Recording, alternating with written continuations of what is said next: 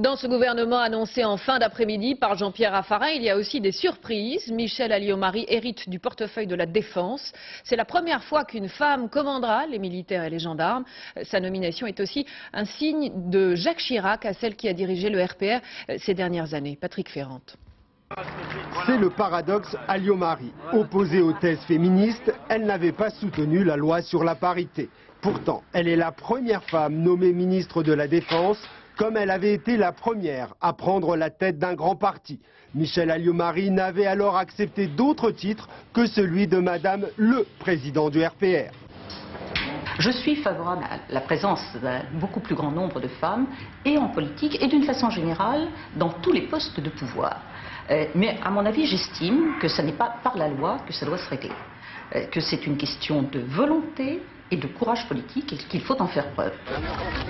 Sportive, aimant le rugby, Michèle Alliot-Marie a su se placer au premier rang dans l'univers gaulliste à la réputation plutôt macho.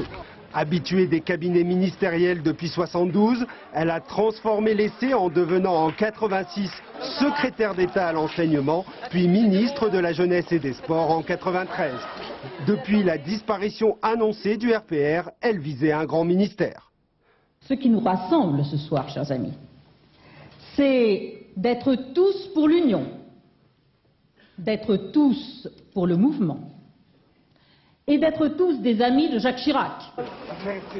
Avec le ministère de la Défense et des anciens combattants, le député maire de Saint-Jean-de-Luz obtient à 55 ans un bâton de maréchal. Alors une question, Mam, de son surnom, sera-t-elle une nouvelle dame de fer ?